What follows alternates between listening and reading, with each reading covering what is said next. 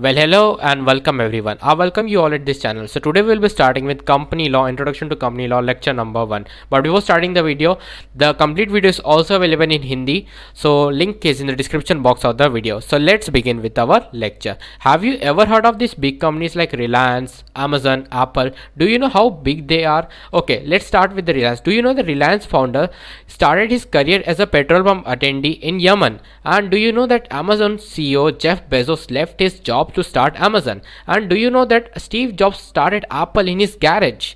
Do you know how inspiring these stories are? And what do you see the common link between these three companies? All of them are company form of organization, obviously. Now if you clearly see these buildings, the building is growing bigger and showing a kind of business growth. But why a business start as a sole proprietor after all becomes a company? What is the reason behind it? The reason is hiding in the characteristics of this form of organization. So let's start our discussion with characteristics.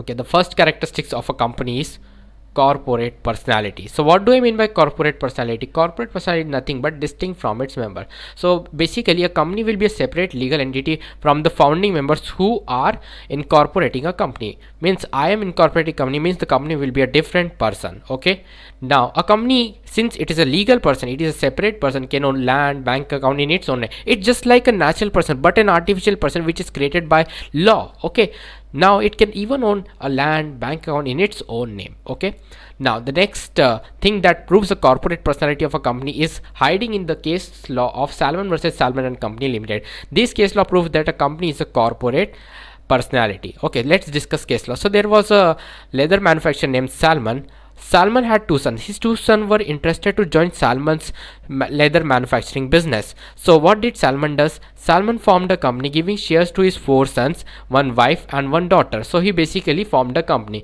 selling his business to the company. Okay, he sold his business to the company and the company gave him 38,782 rupees. Out of this amount, the company also gave 10,000 debentures to Salman. Debenture is nothing but a paper in which you can claim that 10,000 from the company. So Salman also got that secured debenture. Means if anything occurs, first Salman will be paid as a debenture holder. Okay, now soon the company became insolvent. Insolvent means the liabilities are more but the assets are less to pay off their debts. So what happened?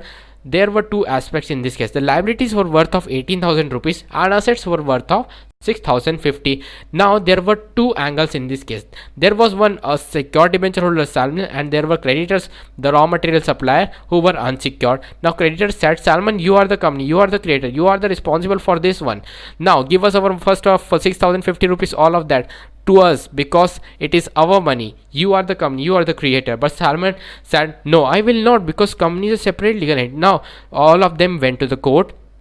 In the court, judge said, since company is distinct from its members, as a secured debenture holder, he has right on all the assets of the company.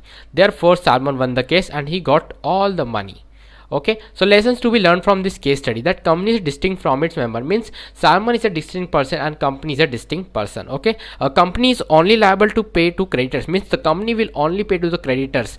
Okay, no one can claim anything from the private assets of the member. Okay, last but it proves that company will always be a corporate personality distinct from its member. Now let's discuss another case study in which it also proves that company is a separate legal entity. Neither a employee can represent company, neither a shareholder can represent a company. A company will represent itself through a designated person. Okay, so what happened in this case study? There was a qualified pilot named Lee, and what happened that he forms a company electing himself as a director by the articles of the company. Okay, he formed an airline company.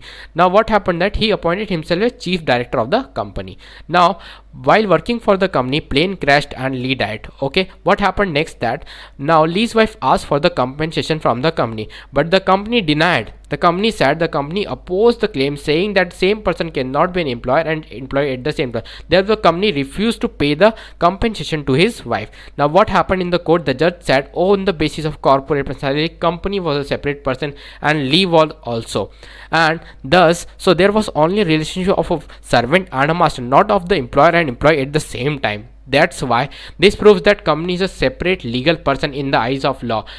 even you cannot feel it, but it is still a separate legal person. I hope you got the point. If any queries are left, our mail id is in the description box of the video, so please check it out and mail me on that mail id. So goodbye for now, friends.